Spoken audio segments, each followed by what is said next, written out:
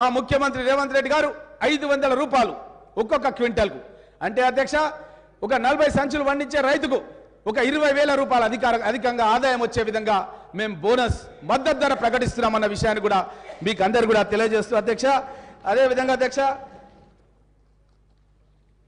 పాలకులకు ప్రజలకు మధ్య ఉన్న ఇనుప కంచెలు తొలగిపోవడం అడ్డగోడలు అడ్డాల మేడలు పడబంచాలై ప్రజాప్రభుత్వ పాలన మొదలైంది అధ్యక్ష అది చెప్పడానికే గర్విస్తున్నాం అధ్యక్ష గౌరవ ముఖ్యమంత్రి శ్రీ యనమల రేవంత్ రెడ్డి గారు బాధ్యతలు స్వీకరించిన సందర్భంగా ప్రభుత్వ దృక్పథం ఏ విధంగా ఉంటుందో కూడా స్పష్టంగా తెలియజేశారు అధ్యక్ష ప్రజాస్వామ్యంలో ప్రజాప్రతినిధులు ప్రజలకు సేవకులే తప్ప పాలకులు కాదని పెత్తందారులు అంతకంటే కాదని సుస్పష్టంగా చెప్పారు అధ్యక్ష ఈ క్రమంలోనే మొదలైంది అధ్యక్ష ప్రజావాణి కార్యక్రమం యువకుల యొక్క ప్రాణ త్యాగాలు విద్యార్థుల యొక్క పోరాటాలు 4 కోట్ల ప్రజల ఆకాంక్షతో ఏర్పడిన రాష్ట్రం మనది అధ్యక్ష అమరుల ఆశయాలను విద్యార్థుల పోరాటాలను పౌర సమాజం ఆకాంక్షలను పరిగణలోకి తీసుకొని పరిపాలన కొనసాగిస్తామని చెప్పి మా ప్రభుత్వం లక్ష్యంగా పెట్టుకోవడం జరిగిందని తెలియజేస్తూ అధ్యక్ష గాడి తప్పిన ఆర్థిక వ్యవస్థ రాష్ట్ర ప్రభుత్వం దృష్టి సారించడం జరిగింది అధ్యక్ష అన్ని విభాగాలపైన శ్వేతపత్రం ప్రకటిస్తాం అధ్యక్ష ప్రజలకు విడుదల చేస్తాం అధ్యక్ష ఎక్కడ లోపాలున్నాయో కనిపెట్టే పనిలో ఉన్నాం అధ్యక్ష కాళేశ్వరం ప్రాజెక్టులో మేడిగడ్డ అన్నారం బ్యారేజ్ నిర్మాణంలో నాణ్యత లోపాలున్నాయి అధ్యక్ష అవినీతిపై విచారణ చేస్తాం అధ్యక్ష అదేవిధంగా అధ్యక్ష ధరణి పోర్టల్ అడ్డం పెట్టుకోండి అధ్యక్ష సాయంత్రం వరకు ధరణి పోర్టల్లో ప్రొహిబిషన్లో ఉండేది అధ్యక్ష సాయంత్రం ఎవరికైనా డబ్బులు ఇచ్చి అధికారులను మేనేజ్ చేస్తే రాత్రికి రాత్రి అధ్యక్ష ప్రొహిబిషన్ తొలగిపోయింది అధ్యక్ష మీరు అప్పుడు మా జిల్లా కాంగ్రెస్ పార్టీ అధ్యక్షుడు ఉన్నప్పుడు మేము మన ముఖ్యమంత్రి గౌరవ ముఖ్యమంత్రి గారు రేవంత్ రెడ్డి గారు కలిసి మన వికారాబాద్ కలెక్టరేట్ దగ్గరనే మనం పెద్ద ఎత్తున ధర్నా కార్యక్రమం చేసినాం అధ్యక్ష ఆ రోజే మనం కలెక్టర్ గారికి కూడా స్పష్టంగా చెప్పినాం అధ్యక్ష ఇది అవినీతి నడుస్తుంది ప్రభుత్వం మీరు ఈ విధంగా చేయడం పేద ప్రజల కడుపు కొడుతున్నారని చెప్పినాం అధ్యక్ష కాబట్టి తప్పకుండా ఈ యొక్క ధరణిని రద్దు చేస్తాం అధ్యక్ష ధరణి స్థానం లోపల ఒక ప్రజలకు మంచిగా సమగ్ర సమాచారంతో సరళీకృత విధానాలతో ఒక భూమాత అనే పోర్టల్ను తీసుకొస్తాం అధ్యక్ష అదేవిధంగా ప్రభుత్వ భూమిని పరిరక్షించడానికి ల్యాండ్ కమిషన్ను ఏర్పాటు చేస్తాం అధ్యక్ష ఏడాదిలో 2 లక్షల ఉద్యోగాలు ఇస్తామని చెప్పి ఆల్రెడీ నేను గతంలో కాంగ్రెస్ పార్టీ ఎమ్మెల్యేగా పరిగణించి సిఎల్పి కార్యదర్శిగా ఉన్నప్పుడు నేను అడిగిన అధ్యక్ష మీరు క్యాలెండర్ విడుదల చేయండి ఎప్పుడు ఏ ఉద్యోగాలు ప్రకటిస్తారు ఎన్ని ఉద్యోగాలు ప్రకటిస్తారు కనీసం దాని మూలంగానన్నా నిరుద్యోగ యువకులు ప్రిపేర్ అవుతారంటే కనీసం ప్రకటించకపోతే నేను నా నివాసంలోనే 3 సార్లు కోచింగ్ సెంటర్ని ఏర్పాటు చేసిన అధ్యక్ష పరిగిలో అయినా ఈ ప్రభుత్వం ఈ ప్రభుత్వంలో ఉన్న 9.5 సంవత్సరాలు ఎప్పుడు కూడా క్యాలెండర్ ప్రకటించలేదు అధ్యక్ష మేము ప్రభుత్వం ఏర్పాటు చేయడానికి ముందే అప్పుడు పిసిసి అధ్యక్షుడు ఉన్న మన ముఖ్యమంత్రి రేవంత్ రెడ్డి గారు స్పష్టంగా 2 లక్షల ఉద్యోగాలు ఎప్పుడు ఏ ఉద్యోగాలు భర్తీ చేస్తాం అనేది స్పష్టంగా మేము ప్రకటన చేసినాం అధ్యక్ష 6 నెలల్లోనే ఈ కార్యక్రమాన్ని ప్రారంభిస్తాం ఏడాది లోపలనే 2 లక్షల ఉద్యోగాలు భర్తీ చేస్తాం అదేవిధంగా తెలంగాణ ప్రదేశ్ కాంగ్రెస్ కమిటీ మన తెలంగాణ పబ్లిక్ సర్వీస్ కమిషన్ కూడా అధ్యక్ష ఏ విధంగా అయితే యూనియన్ పబ్లిక్ సర్వీస్ కమిషన్ ఉందో అదే మోడల్ లోపల మన సుప్రీంకోర్టు యొక్క మార్గదర్శకాలతో పూర్తిగా దాన్ని ప్రక్షాళన చేస్తాం అధ్యక్ష నిరుద్యోగ యువకులకు ఎక్కడ ఎలాంటి ఇబ్బందులు కాకుండా మేము వారికి అండగా ఉంటామన్న విషయాన్ని కూడా తెలియజేస్తూ అధ్యక్ష వ్యవసాయానికి 24 గంటల కరెంట్ అధ్యక్ష తప్పకుండా మేము ఇచ్చిన మాట కట్టుబడి ఉన్నాం అధ్యక్ష ఎన్నోసార్లు ఈ యొక్క బీఆర్ఎస్ నాయకులు ఈ విషయం పైన ప్రజల్లో తప్పుదోవ పట్టించే ప్రయత్నం చేసిన అధ్యక్ష మేము 24 గంటల కరెంటుది మా మేనిఫెస్టోలో పెట్టినాం అధ్యక్ష దానికి కట్టుబడి ఉన్నాం అధ్యక్ష ఈ బీఆర్ఎస్ ప్రభుత్వం గతంలో చెప్పింది అధ్యక్ష అప్పుడు ఉన్నటువంటి మన కోమటిరెడ్డి వెంకటరెడ్డి గారు అప్పుడు ఎంపీగా ఉండి తను సబ్స్టేషన్ల దగ్గరికి వెళ్ళి సబ్స్టేషన్ దగ్గర లాగ్ బుక్ తీసుకొని వెరిఫికేషన్ చేసి ప్రజలకు విడుదల చేసిన అధ్యక్ష ఈ యొక్క ప్రభుత్వం ఏదైతే చెప్తుందో అది 24 గంటలు కాదు కేవలం 10-12 గంటలు మాత్రమే ఇస్తుంది అన్న విషయాన్ని ప్రజలకు స్పష్టం చేసిన అధ్యక్ష ఆ విషయాలన్నీ కూడా మీకు తెలియజేస్తూ అధ్యక్ష అదేవిధంగా అధ్యక్ష ముఖ్యంగా మీ దృష్టికి తీసుకొస్తున్నాం అధ్యక్ష ఈ యొక్క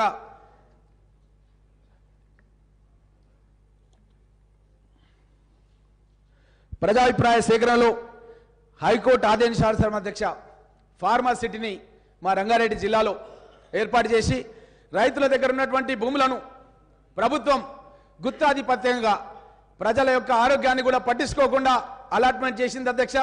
దాన్ని మా ముఖ్యమంత్రి గారు పదవి స్వీకారం చేయగానే రద్దు చేయడానికి మేము చాలా సంతోషంగా ఉందన్న విషయాన్ని మీకు అందరు కూడా తెలియజేస్తాం అధ్యక్ష. అదేవిధంగా వడ్డీ లేని పంట రుణాలను 3 లక్షల వరకు అందిస్తాం అధ్యక్ష. అన్ని ప్రధాన పంటలకు సమగ్ర బీమా పథకాన్ని అందిస్తాం అధ్యక్ష. ప్రజాభిప్రాయ సేకరణతో హైకోర్టు ఆదేశానుసారం ఫార్మాసిటీని రద్దు చేస్తాం. కాళేశ్వరం లిఫ్ట్ ఇరిగేషన్ ప్రాజెక్టు నిర్మాణంలో జరిగిన అవినీతి మరియు అవకతవకలపై సిట్టింగ్ జడ్జితో విచారణ జరిపిస్తాం. మెగా డిఎస్సిని ప్రకటిస్తూ ఖాళీగా ఉన్న అన్ని ఉపాధ్యాయ పోస్టులకు 6 నెలల్లోనే భర్తీ చేస్తాం అధ్యక్ష. వార్షిక జాబ్ క్యాలెండర్ను విడుదల చేసి పారదర్శకతో నిర్ణీత కాలంలో 2 లక్షల ఉద్యోగాలను భర్తీ చేస్తాం అధ్యక్ష. ప్రతి విద్యార్థులకు ఫ్రీ ఇంటర్నెట్ వైఫై సౌకర్యం కల్పిస్తాం అధ్యక్ష. విద్యా రంగానికి బడ్జెట్ లోపల ప్రస్తుత వాటా 6% నుంచి 15% వరకు పెంచుతాం అధ్యక్ష. అన్ని ప్రభుత్వ పాఠశాలలో పనిచేసే ఉపాధ్యాయ భోజన కార్మికులకు నెలవారీ వేతనాన్ని 10,000 వరకు పెంచుతాం అధ్యక్ష. మూతబడిన దాదాపు 6,000 పాఠశాలల్ని తిరిగి మెరుగైన సదుపాయాల్లో పునఃప్రారంభిస్తాం అధ్యక్ష. బాసర IIIT తరాలో మరో 4 IIITలను ఏర్పాటు చేస్తాం అధ్యక్ష.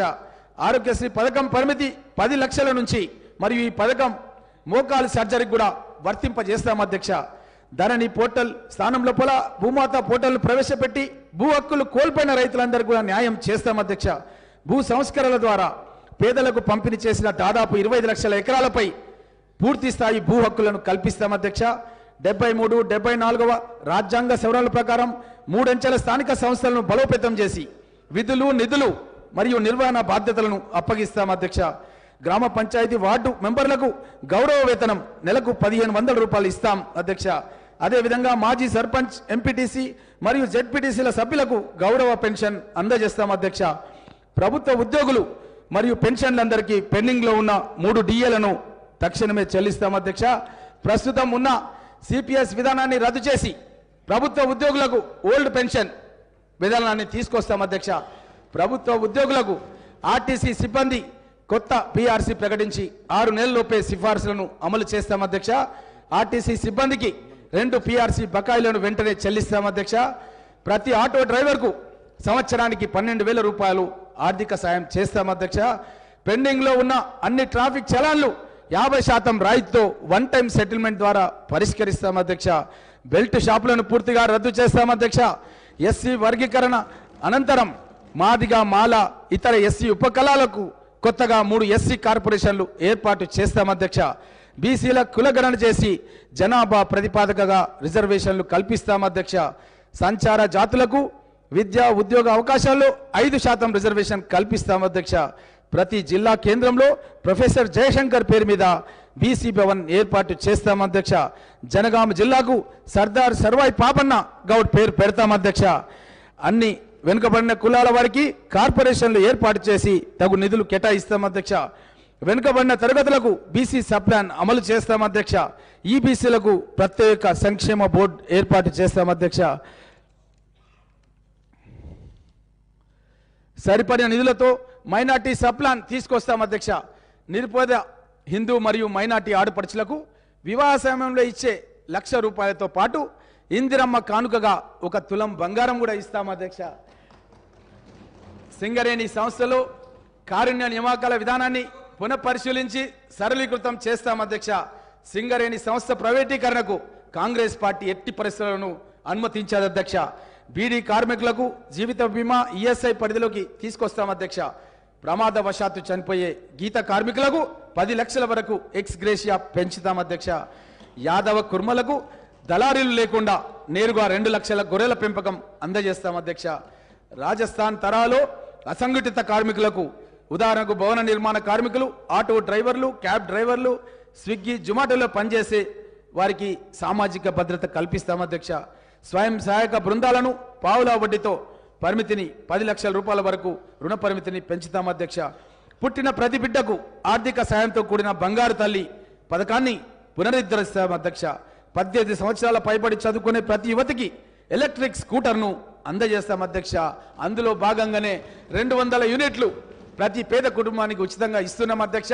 దాంట్లో 150 యూనిట్లు సరిపోతాయి అధ్యక్ష. ఒక 50 యూనిట్లు మహిళలు చదువుకోవాలని వాళ్ళ యొక్క పనులు చేసుకోవాలని దానికి ఒక 50 యూనిట్లు మేము ప్రత్యేకంగా దాంట్లో కరెంటు ఉచితంగా ఇస్తున్నామనే విషయాన్ని కూడా తెలియజేస్తున్నాం అధ్యక్ష. అన్ని జిల్లా కేంద్రాల లోపల ఓల్డేజ్ హోమ్స్ ఏర్పాటు చేస్తాం అధ్యక్ష. సుదీర్ఘ కాలంలో పెండింగ్లో ఉన్న హైదరాబాద్ జర్నలిస్టుల ఇండ్ల స్థలాల సమస్యను పరిష్కరిస్తాం అధ్యక్ష. గతంలో కూడా మీరు రికార్డులు తీసుకుంటే అధ్యక్ష, జర్నలిస్టులకు ఇచ్చినటువంటి స్థలాలు మన బంజారాహిల్స్లో ఉన్న జర్నలిస్ట్ కాలనీ కానీ, జూబ్లీహిల్స్లో ఉన్న జర్నలిస్ట్ కాలనీ కానీ, మన గోపన్పల్లిలో ఉన్నటువంటి జర్నలిస్ట్ కాలనీ కానీ అధ్యక్ష, జర్నలిస్టులకు కాంగ్రెస్ ప్రభుత్వంలోనే మేము ఇవ్వడం జరిగిందన్న విషయాన్ని మీకు అందరు కూడా తెలియజేస్తున్నాం అధ్యక్ష. మరణించిన జర్నలిస్టు కుటుంబాలకు కూడా 5 లక్షల రూపాయలు ఇస్తాం అధ్యక్ష.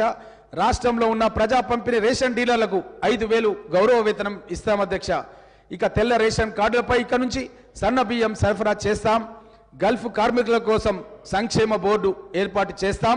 మరణించిన గల్ఫ్ కార్మికుని కుటుంబానికి 5 లక్షలు ఎక్స్గ్రేషియా చెల్లిస్తాం. దివ్యాంగుల నెలవారీ పెన్షన్ ఇక నుంచి 6,000కు పెంచుతాం. ప్రతి జిల్లాకు రెసిడెన్షియల్ స్పోర్ట్స్ స్కూల్ను ఏర్పాటు చేస్తాం.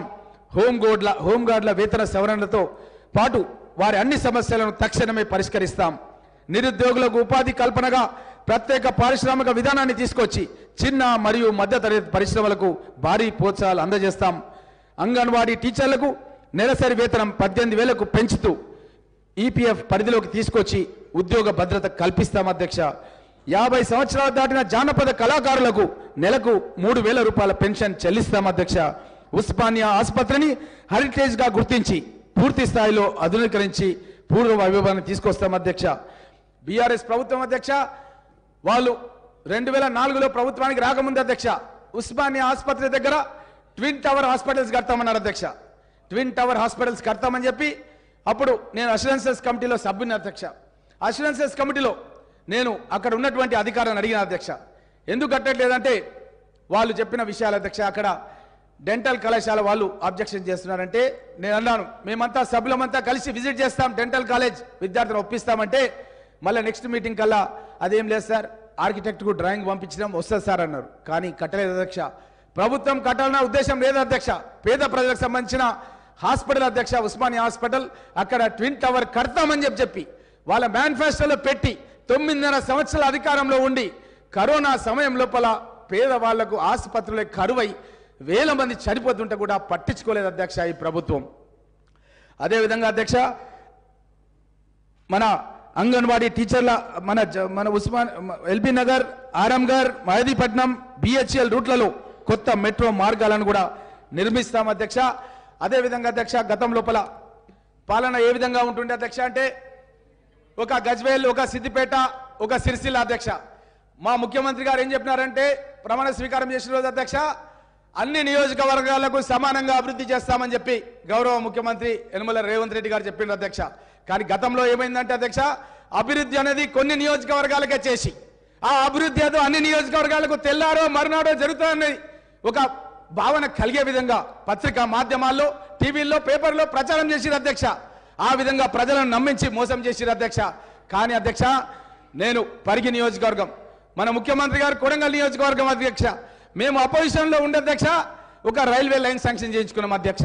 వికారాబాద్ నుంచి Naskal railway station, Parigi railway station, Doma railway station, Dadapur railway station, Kosgi ముఖ్యమంత్రి గారి కాన్స్టిట్యున్సీ అధ్యక్ష, నారాయణపేట నుంచి మక్తల్ వరకు అధ్యక్ష.